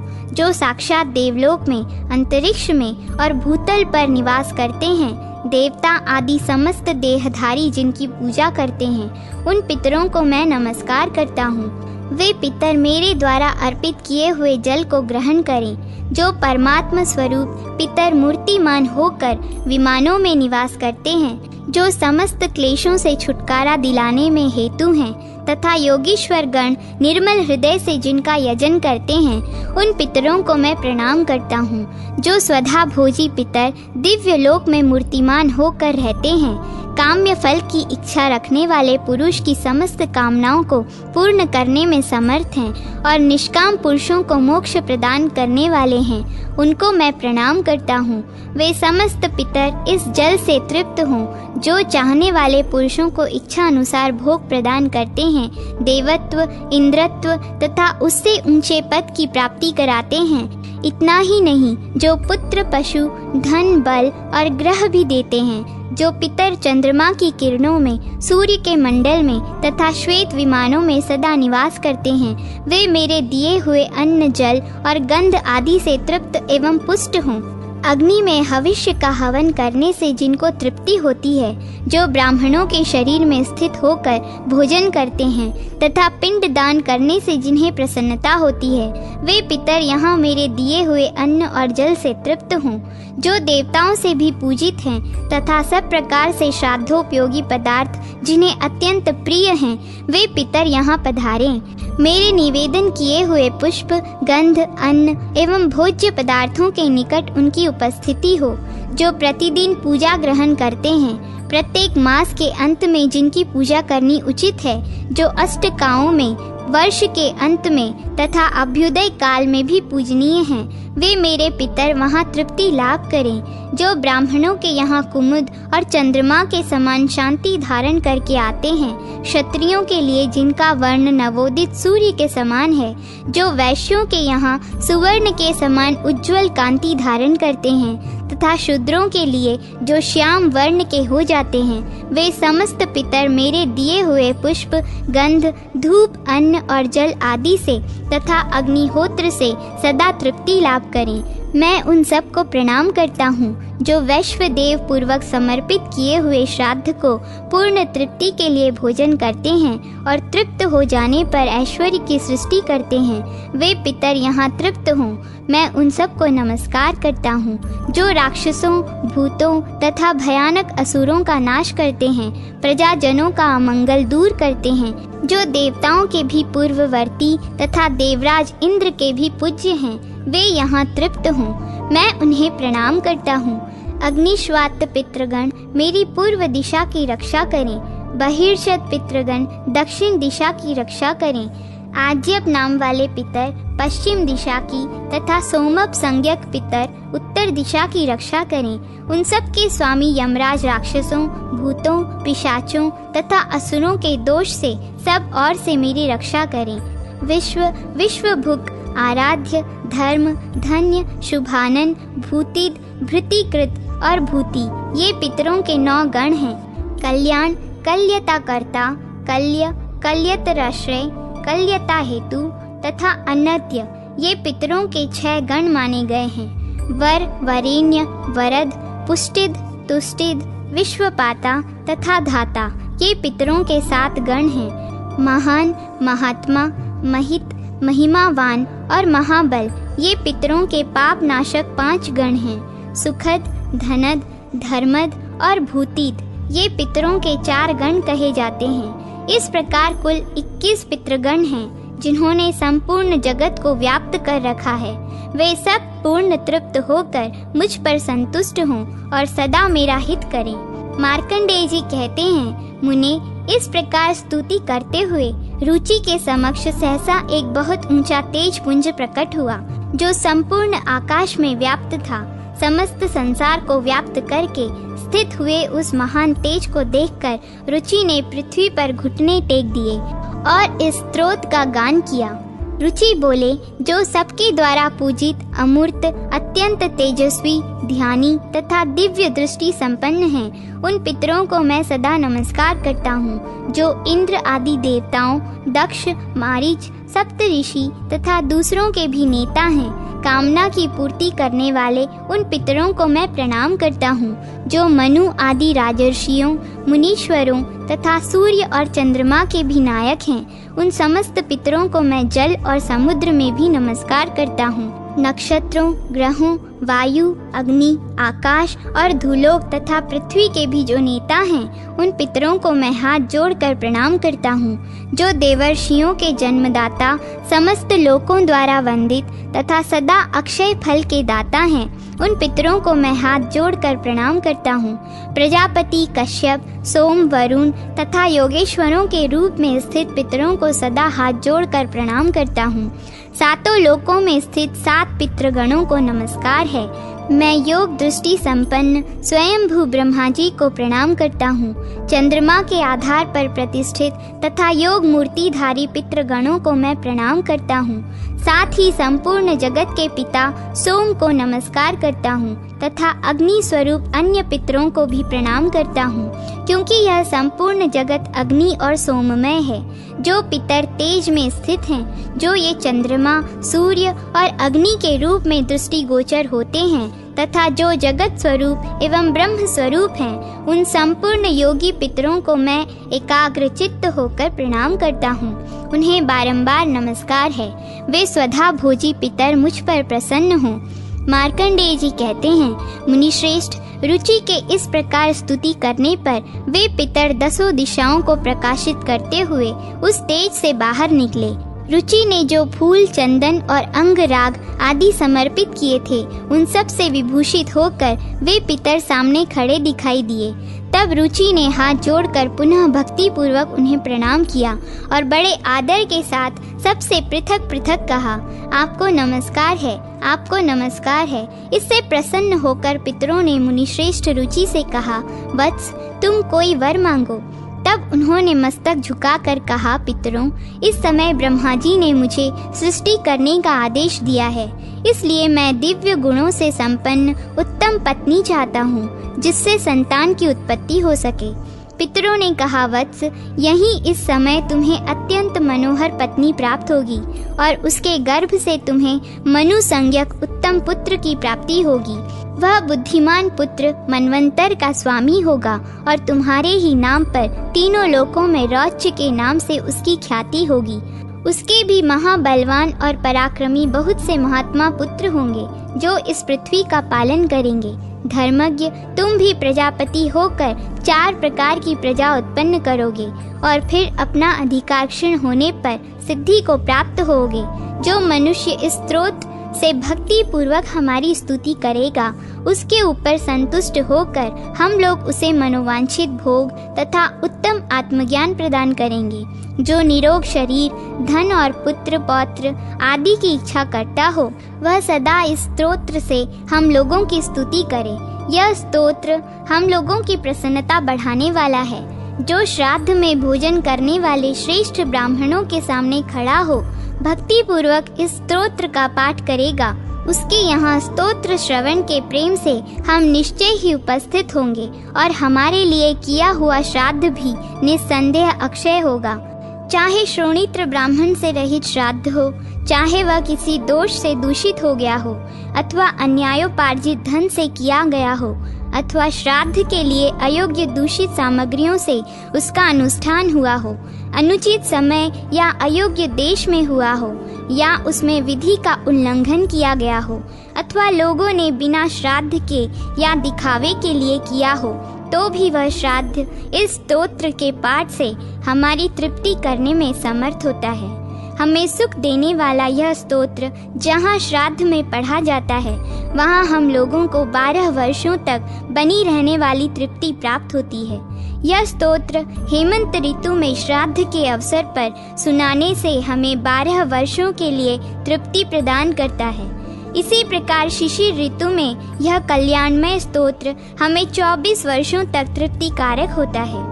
वसंत ऋतु के श्राद्ध में सुनाने पर यह 16 वर्षों तक तृप्तिकारक होता है तथा ग्रीष्म ऋतु में पढ़े जाने पर भी यह उतने ही वर्षों तक तृप्ति का साधक होता है। रुचे, वर्षा ऋतु में किया हुआ श्राद्ध यदि किसी अंग से विकल हो तो भी इस स्तोत्र के पाठ से पूर्ण होता है और उस श्राद्ध से हमें अक्षय तृप्ति होती है। शरद काल में भी श्राद्ध के अवसर पर यदि इसका पाठ हो तो यह हमें 15 वर्षों के लिए तृप्ति प्रदान करता है। जिस घर में यह स्तोत्र सदा लिख कर रखा जाता है, वहाँ श्राद्ध करने पर हमारी निश्चय ही उपस्थिति होती है। अतः महाभाग, श्राद्ध में भोजन करने वाले ब्राह्मणों के सामने तुम्हें यह स्तोत्र अवश्य सुनाना चाहिए, क्योंकि यह हमारी पुष्टि करने वाला है।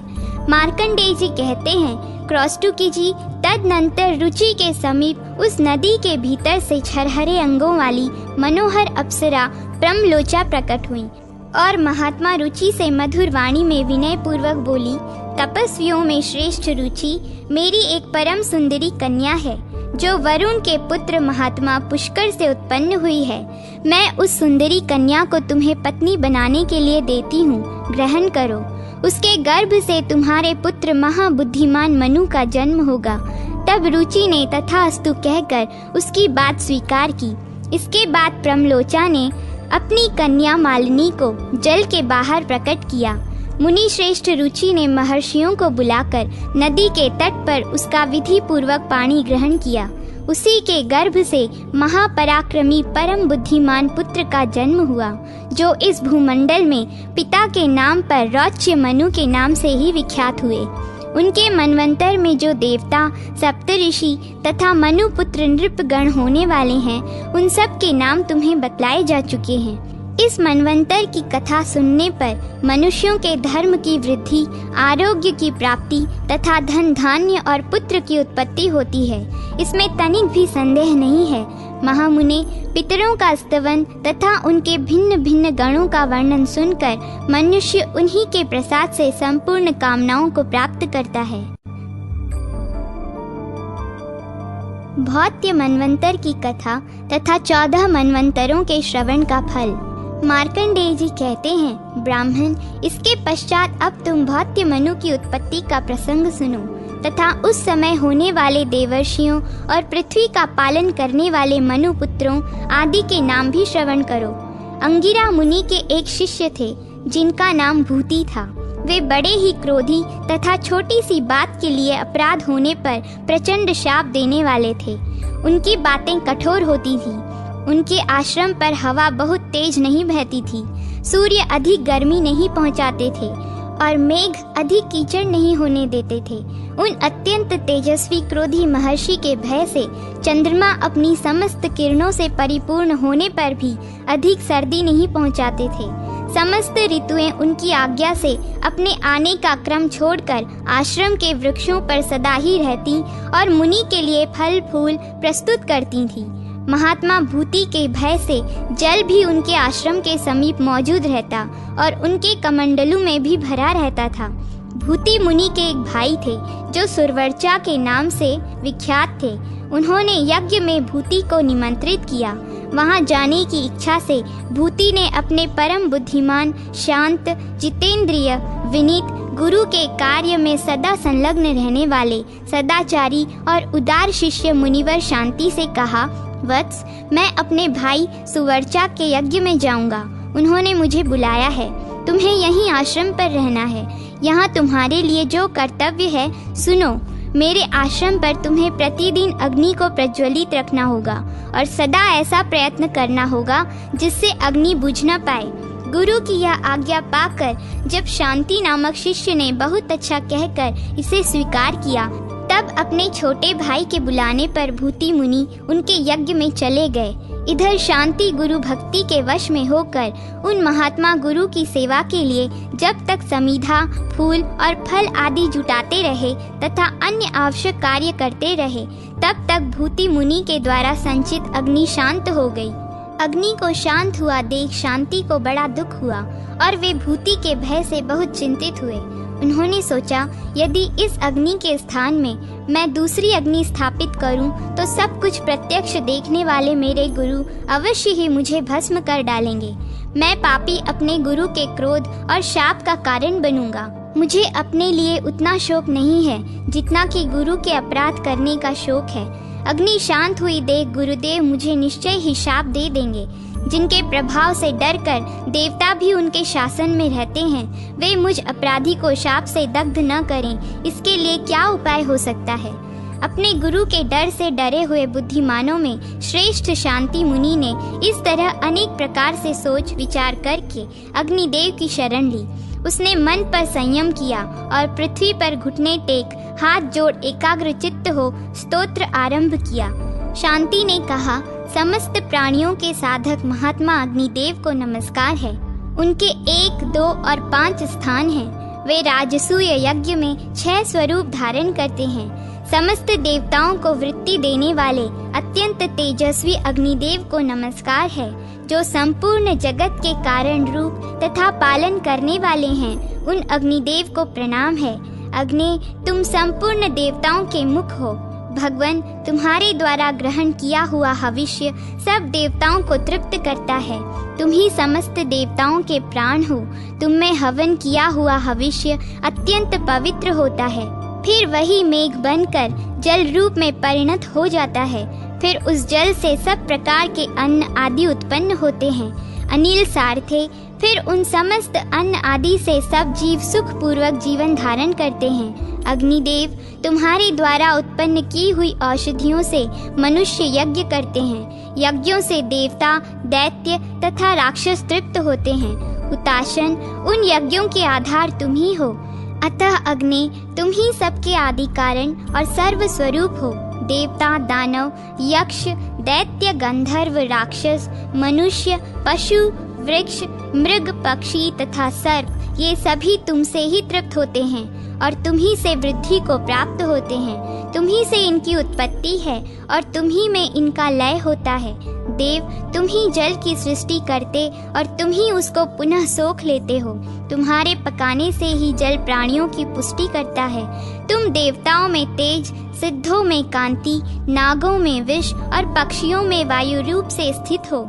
मनुष्यों में क्रोध, पक्षी और मृग आदि में मोह, वृक्षों में स्थिरता, पृथ्वी में कठोरता, जल में द्रवत्व तथा वायु में जल रूप से तुम्हारी स्थिति है। अग्नि, व्यापक होने के कारण तुम आकाश में आत्मा रूप से स्थित हो। अग्निदेव, तुम संपूर्ण भूतों के अंतःकरण में विचरते तथा सबका पालन करते हो। विद्वान पुरुष तुमको एक कहते हैं तथा फिर वे ही तुम्हें 3 प्रकार का बतलाते हैं। तुम्हें 8 रूपों में कल्पित करके ऋषियों ने आदि यज्ञ का अनुष्ठान किया था। महर्षि गण इस विश्व को तुम्हारी सृष्टि बतलाते हैं। हुताशन, तुम्हारे बिना यह संपूर्ण जगत तत्काल नष्ट हो जाएगा। ब्राह्मण हव्य, कव्य आदि के द्वारा स्वाहा और स्वधा का उच्चारण करते हुए तुम्हारी पूजा करके अपने कर्मों के अनुसार विहित उत्तम गति को प्राप्त होते हैं। देव पूजित अग्निदेव, प्राणियों के परिणाम, आत्मा और वीर्य स्वरूप तुम्हारी ज्वालाएं तुमसे ही निकलकर सब भूतों का दाह करती हैं। परम कांतिमान अग्निदेव, संसार की यह सृष्टि तुमने ही की है। तुम्हारा ही यज्ञ रूप वैदिक कर्म सर्वभूतमय जगत है। पीले नेत्रों वाले अग्निदेव, तुम्हें नमस्कार है। हुताशन, तुम्हें नमस्कार है। पावक, आज तुम्हें नमस्कार है। हव्यवाहन, तुम्हें नमस्कार है। तुम ही खाए पिए हुए पदार्थों को पचाने के कारण विश्व के पालक हो। तुम ही खेती को पकाने वाले और जगत के पोषक हो। तुम ही मेघ हो, तुम ही वायु हो और तुम ही समस्त प्राणियों का पोषण करने के लिए खेती के हेतुभूत बीज हो। भूत, भविष्य और वर्तमान सब तुम ही हो। तुम ही सब जीवों के भीतर प्रकाश हो। तुम ही सूर्य और तुम ही अग्नि हो। अग्नि, दिन रात तथा दोनों संध्याएं तुम ही हो। सुवर्ण तुम्हारा वीर्य है। तुम सुवर्ण की उत्पत्ति के कारण हो। तुम्हारे गर्भ में सुवर्ण की स्थिति है। सुवर्ण के समान तुम्हारी कांति है। मुहूर्त, क्षण, त्रुटि और लव सब तुम ही हो। जगत प्रभु, कला, काष्ठा और निमेष आदि तुम्हारे ही रूप हैं। यह संपूर्ण दृश्य तुम ही हो। परिवर्तनशील काल भी तुम्हारा ही स्वरूप है। प्रभु, तुम्हारी जो काली नाम की जिह्वा है वह काल को आश्रय देने वाली है। उसके द्वारा तुम पापों के भय से हमें बचाओ तथा इस लोक के महान भय से हमारी रक्षा करो। तुम्हारी जो कराली नामक जिह्वा है वह महाप्रलय की कारण रूपा है। उसके द्वारा हमें पापों तथा इहलोक के महान भय से बचाओ। तुम्हारी जो मनोजवा नामक जिह्वा है वह लघिमा नामक गुण स्वरूपा है। उसके द्वारा तुम पापों तथा इस लोक के महान भय से हमारी रक्षा करो। तुम्हारी जो सुलोहिता नाम की जिह्वा है वह संपूर्ण भूतों की कामनाएं पूर्ण करती है। उसके द्वारा तुम पापों तथा इस लोक के महान भय से हमारी रक्षा करो। तुम्हारी जो सुधूम्र वर्णा नाम की जिह्वा है वह प्राणियों के रोगों का दाह करने वाली है। उसके द्वारा तुम पापों तथा इस लोक के महान भय से हमारी रक्षा करो। तुम्हारी जो स्फुलिंगिनी नामक जिह्वा है जिससे संपूर्ण जीवों के शरीर उत्पन्न हुए हैं, उनके द्वारा तुम पापों तथा इस लोक के महान भय से हमारी रक्षा करो। तुम्हारी जो विश्वा नाम की जिह्वा है वह समस्त प्राणियों का कल्याण करने वाली है। उसके द्वारा तुम पापों तथा इस लोक के महान भय से हमारी रक्षा करो। हुताशन, तुम्हारे नेत्र पीले, ग्रीवा लाल और रंग सांवला है। तुम सब दोषों से हमारी रक्षा करो और संसार से हमारा उद्धार कर दो।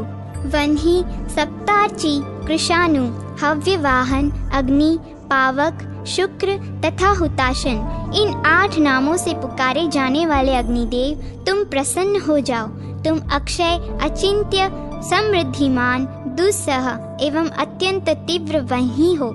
तुम मूर्त रूप में प्रकट होकर अविनाशी कहे जाने वाले संपूर्ण भयंकर लोकों को भस्म कर डालते हो, अथवा तुम अत्यंत पराक्रमी हो।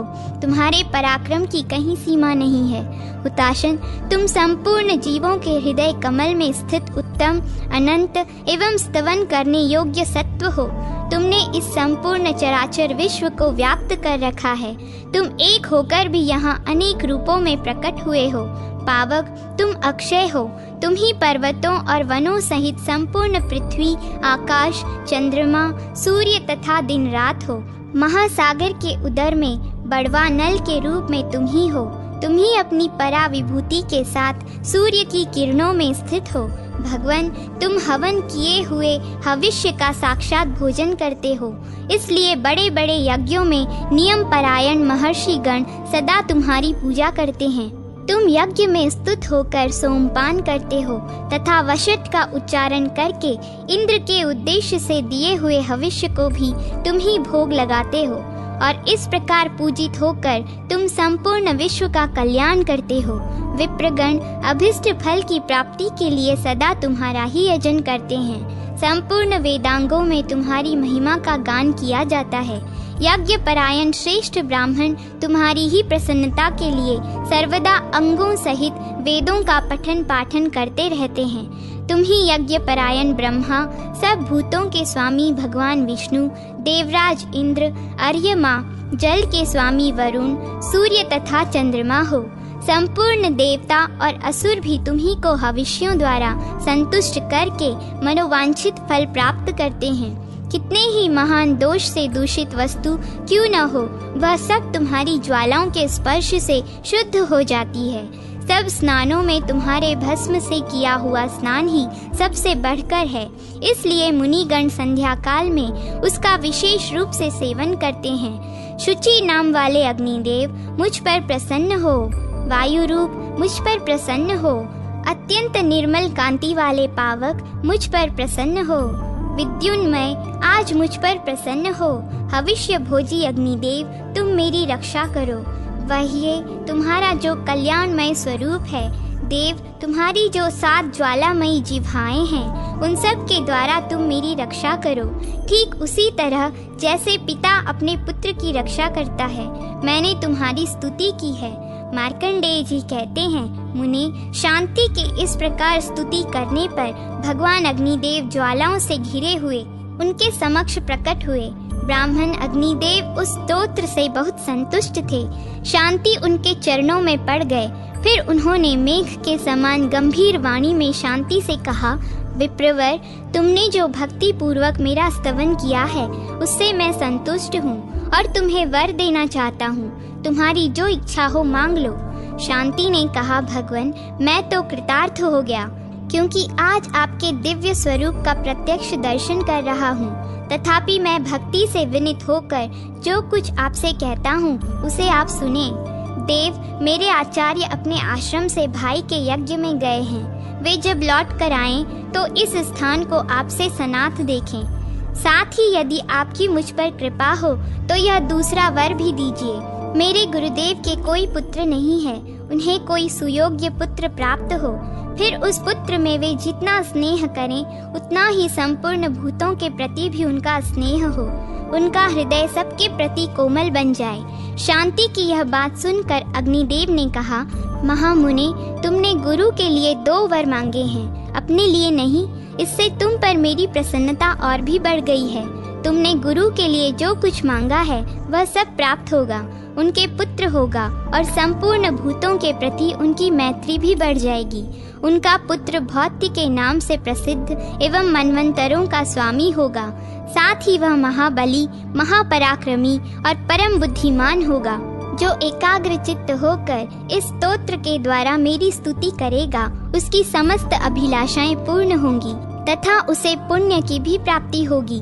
यज्ञों में, पर्व के समय, तीर्थों में और होम कर्म में जो धर्म के लिए मेरे इस स्तोत्र का पाठ करेगा उसके लिए यह अत्यंत पुष्टिकारक होगा। होम न करने तथा अयोग्य समय में होम करने आदि के जो दोष हैं और अयोग्य पुरुषों द्वारा हवन करने से जो दोष उत्पन्न होते हैं, उन सब को यह स्तोत्र सुनने मात्र से शांत कर देगा। पूर्णिमा, अमावस्या तथा अन्य पर्वों पर मनुष्यों द्वारा सुना हुआ मेरा यह स्तोत्र उनके पापों का नाश करने वाला होता है। मार्कंडेय जी कहते हैं, मुने, यूं कहकर भगवान अग्नि उनके देखते देखते बुझे हुए दीपक की भांति तत्काल अदृश्य हो गए। अग्निदेव के चले जाने पर शांति का चित्त बहुत संतुष्ट था। उनके शरीर में हर्ष के कारण रोमांच हो आया। इसी अवस्था में उन्होंने गुरु के आश्रम में प्रवेश किया और वहां अग्निदेव को पहले की ही भांति प्रज्वलित देखा। इससे उन्हें बड़ी प्रसन्नता हुई। इसी बीच में उनके गुरु भी छोटे भाई के यज्ञ से अपने आश्रम को लौटे। शिष्य शांति ने गुरु के सामने जाकर उनके चरणों में प्रणाम किया। उनके दिए हुए आसन और पूजा को स्वीकार करके गुरु ने उनसे कहा, वत्स, तुम पर तथा अन्य जीवों पर भी मेरा स्नेह बहुत बढ़ गया है। मैं नहीं जानता यह क्या बात है। यदि तुम्हें कुछ पता हो तो बताओ। तब शांति ने अपने आचार्य से अग्नि के बुझने आदि की सब बातें यथार्थ रूप से कह सुनाई। यह सुनकर गुरु के नेत्र स्नेह के कारण सजल हो आए। उन्होंने शांति को हृदय से लगा लिया और उन्हें अंग उपांगों सहित संपूर्ण वेदों का ज्ञान कराया। तदनंतर भूति मुनि के भौत्य नामक पुत्र हुआ, जो भविष्य में मनु होगा। उस मनवंतर में चाक्षुष, कनिष्ठ, पवित्र, भ्राजिर तथा धारावृक ये 5 देवगण माने गए हैं। इन सब के इंद्र होंगे शुचि, जो महाबली, महापराक्रमी तथा इंद्र के समस्त गुणों से युक्त होंगे। अग्निध्र, अग्निबाहु, शुचि, मुक्त, माधव, शुक्र और अजीत ये 7 उस समय के सप्तऋषि होंगे।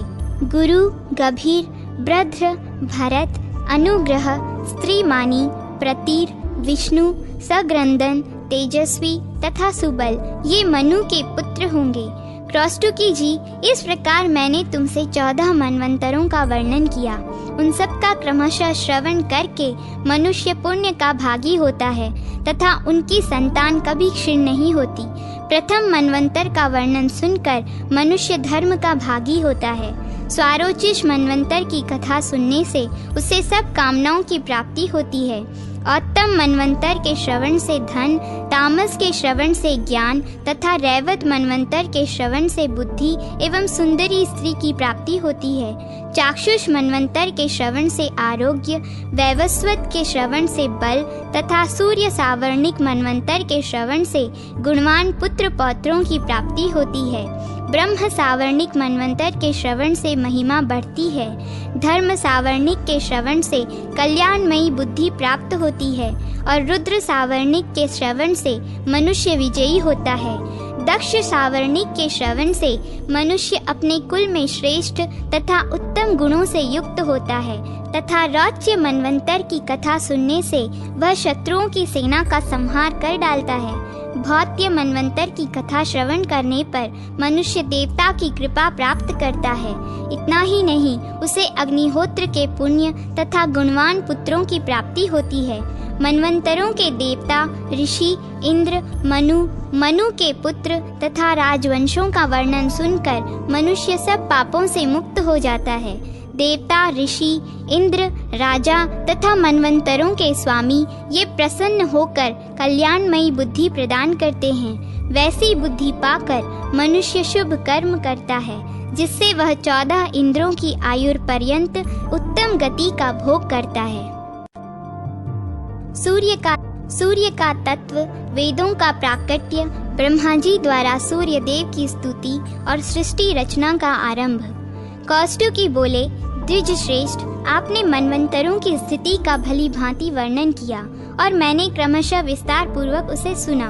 अब राजाओं का संपूर्ण वंश, जिसके आदि ब्रह्मा जी हैं, मैं सुनना चाहता हूँ। आप उसका यथावत वर्णन कीजिए। मार्कंडेय जी ने कहा, वत्स, प्रजापति ब्रह्मा जी को आदि बनाकर जिसकी प्रवृत्ति हुई है तथा जो संपूर्ण जगत का मूल कारण है, उस राजवंश का तथा उसमें प्रकट हुए राजाओं के चरित्रों का वर्णन सुनो। जिस वंश में मनु, इक्ष्वाकु, अनरण्य, भगीरथ तथा अन्य सैकड़ों राजा जिन्होंने पृथ्वी का पालन किया था उत्पन्न हुए थे, वे सभी धर्मज्ञ, यज्ञकर्ता, शूरवीर तथा परम तत्व के ज्ञाता थे। ऐसे वंश का वर्णन सुनकर मनुष्य समस्त पापों से छूट जाता है। पूर्व काल में प्रजापति ब्रह्मा ने नाना प्रकार की प्रजा को उत्पन्न करने की इच्छा लेकर दाहिने अंगूठे से दक्ष को उत्पन्न किया और बाएं अंगूठे से उनकी पत्नी को प्रकट किया।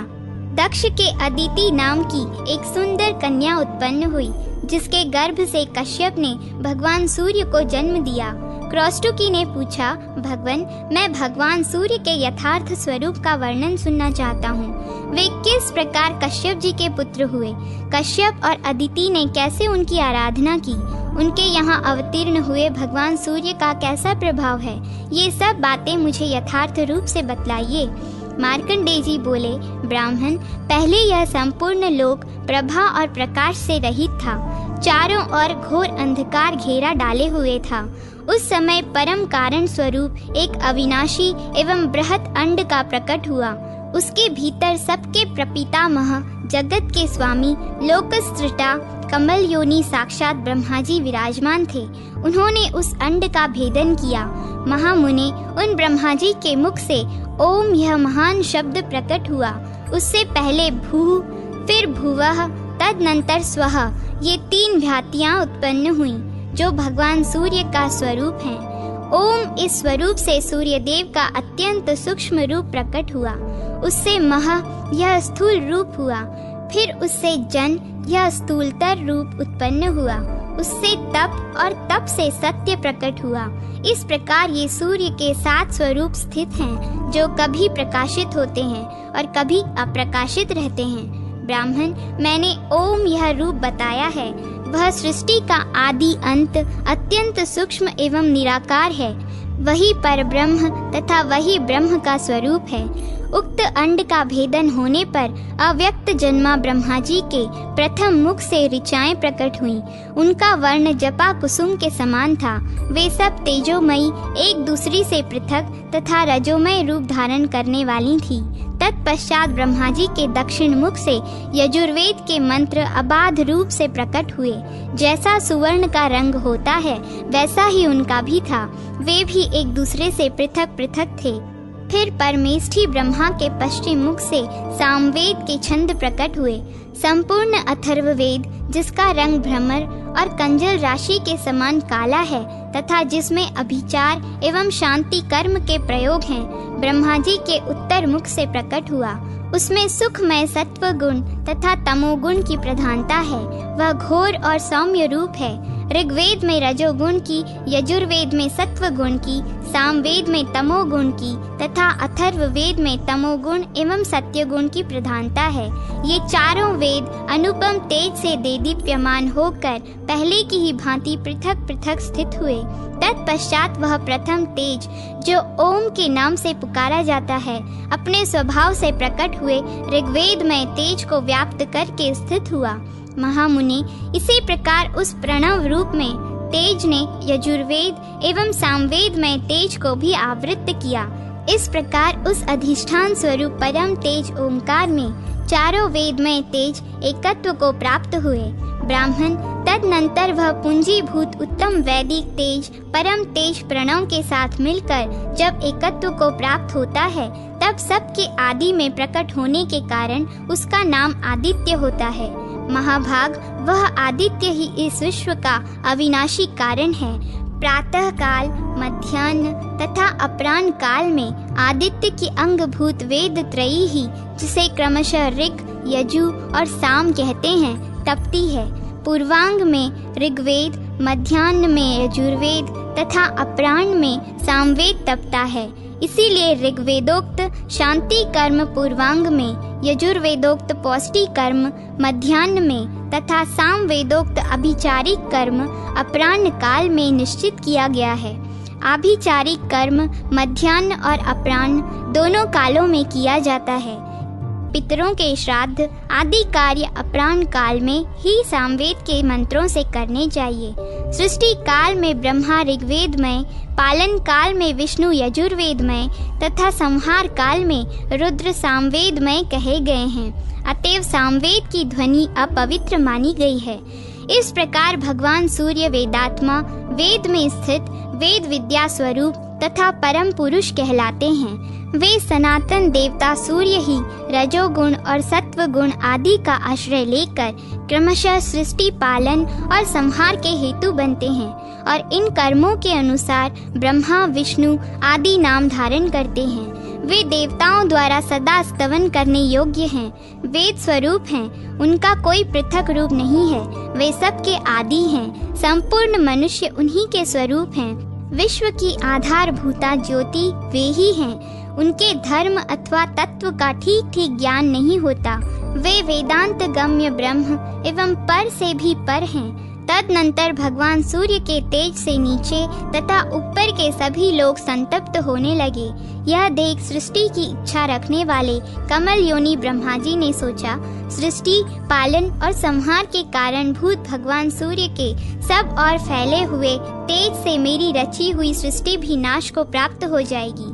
जल ही समस्त प्राणियों का जीवन है, वह जल सूर्य के तेज से सूखा जा रहा है, जल के बिना इस विश्व की सृष्टि हो ही नहीं सकती।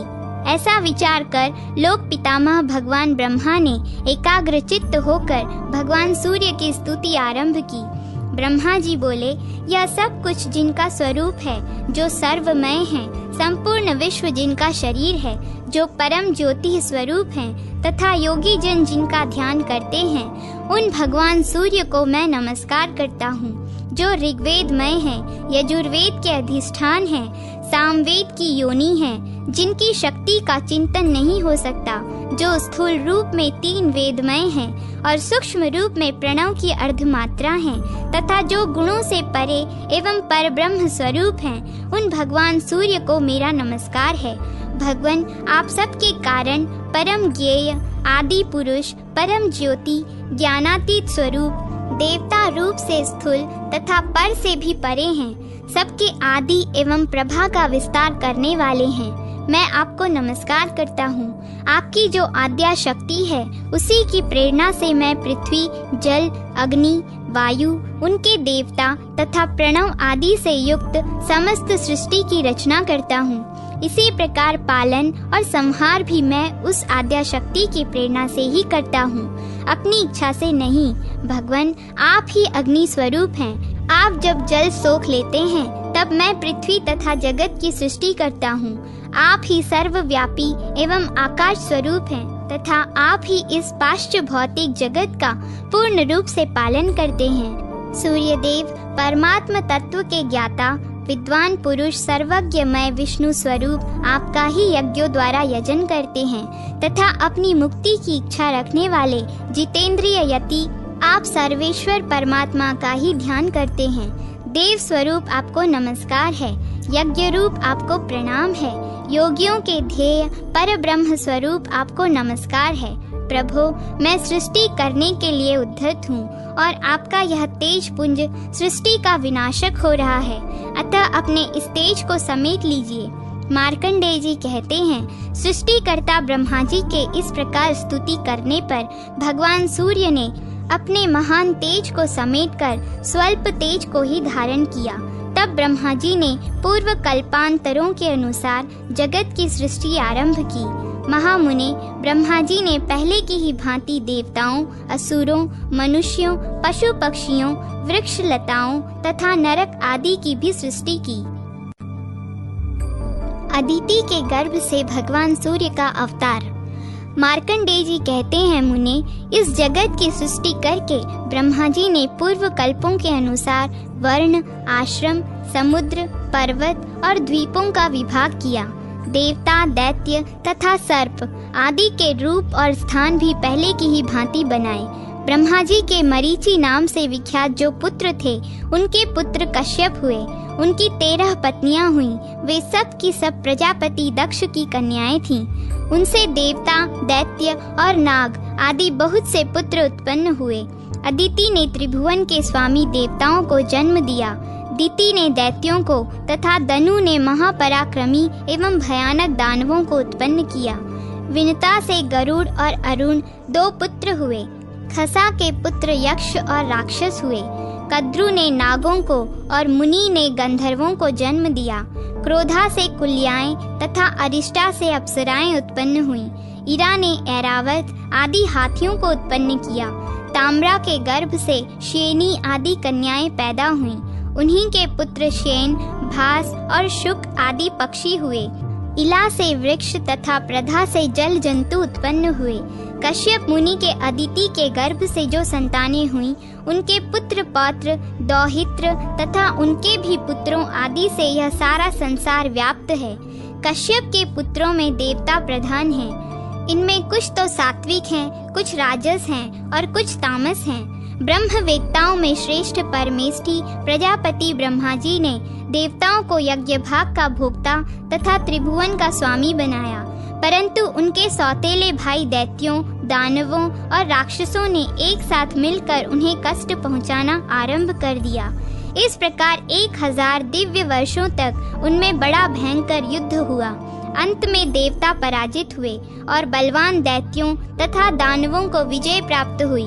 अपने पुत्रों को दैत्यों और दानवों के द्वारा पराजित एवं त्रिभुवन के राज्याधिकार से वंचित तथा उनका यज्ञ भाग छीन गया देख माता अदिति अत्यंत शोक में पीड़ित हो गईं।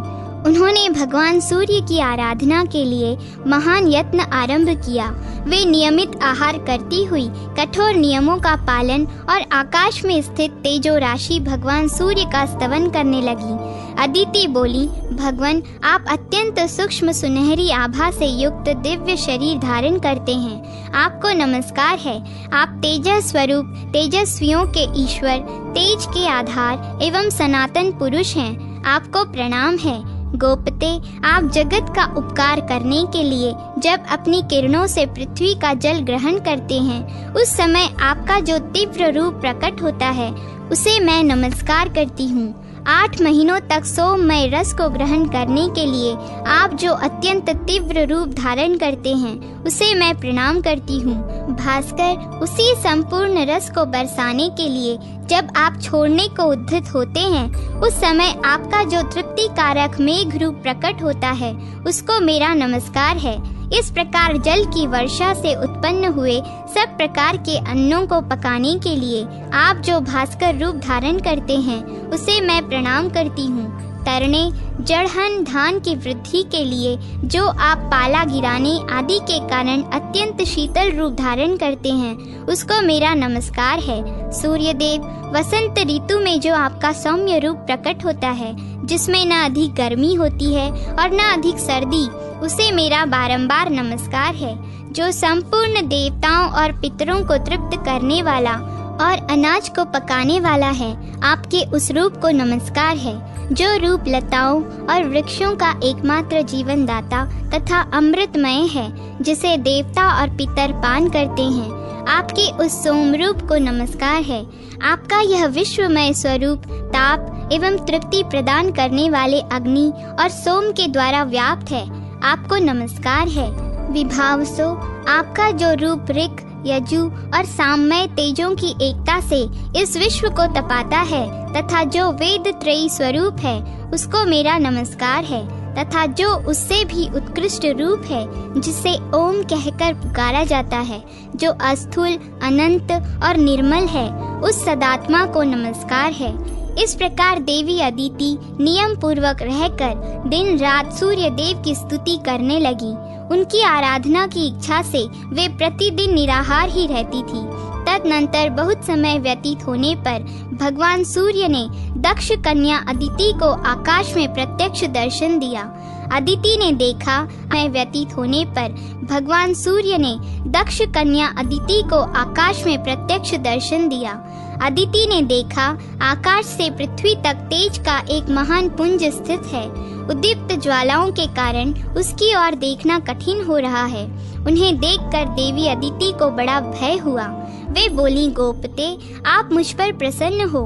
मैं पहले आकाश में आपको जिस प्रकार देखती थी वैसे आज नहीं देख पाती। इस समय यहाँ भूतल पर मुझे केवल तेज का समुदाय दिखाई दे रहा है। दिवाकर, मुझ पर कृपा कीजिए जिससे मैं आपके रूप का दर्शन कर सकूं। भक्त वत्सल प्रभु, मैं आपकी भक्त हूँ। आप मेरे पुत्रों की रक्षा कीजिए। आप ही ब्रह्मा होकर इस विश्व की सृष्टि करते हैं। आप ही पालन करने के लिए उद्धत होकर इसकी रक्षा करते हैं तथा अंत में यह सब कुछ आप में ही लीन होता है।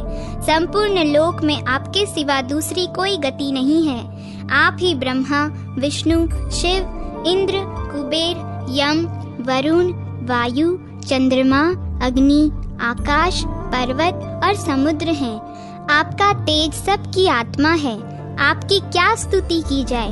यज्ञेश्वर प्रतिदिन अपने कर्म में लगे हुए ब्राह्मण भांति भांति के पदों से आपकी स्तुति करते हुए यजन करते हैं। जिन्होंने अपने चित्त को वश में कर लिया है, वे योगनिष्ठ पुरुष योग मार्ग से आपका ही ध्यान करते हुए परम पद को प्राप्त होते हैं। आप विश्व को ताप देते, उसे पकाते, उसकी रक्षा करते और उसे भस्म कर डालते हैं।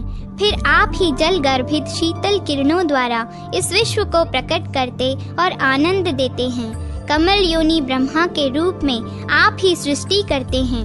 अच्युत नाम से आप ही पालन करते हैं तथा कल्पांत में रुद्र रूप धारण करके आप ही संपूर्ण जगत का संहार करते हैं। मार्कंडेय जी कहते हैं, तदनंतर भगवान सूर्य अपने उस तेज से प्रकट हुए। उस समय वे तपाए हुए तांबे के समान कांतिमान दिखाई देते थे। देवी अदिति उनका दर्शन करके चरणों में गिर पड़ी। तब भगवान सूर्य ने कहा, देवी तुम्हारी जो इच्छा हो वह वर मुझसे मांग लो। तब देवी अदिति घुटने के बल से पृथ्वी पर बैठ गईं और मस्तक नवाकर प्रणाम करके वरदायक भगवान सूर्य से बोली, देव आप प्रसन्न हो। अधिक बलवान दैत्यों और दानवों ने मेरे पुत्रों के हाथ से त्रिभुवन का राज्य और यज्ञ भाग छीन लिए हैं। गोपते, उन्हें प्राप्त कराने के निमित्त आप मुझ पर कृपा करें। आप अपने अंश से देवताओं के बंधु होकर उनके शत्रुओं का नाश करें। प्रभु, आप ऐसी कृपा करें जिससे मेरे पुत्र पुनः यज्ञ भाग के भोक्ता तथा त्रिभुवन के स्वामी हो जाएं। तब भगवान सूर्य ने अदिति से प्रसन्न होकर कहा, देवी मैं अपने सहस्त्र अंशों सहित तुम्हारे गर्भ से अवतीर्ण होकर तुम्हारे पुत्र के शत्रुओं का नाश करूंगा।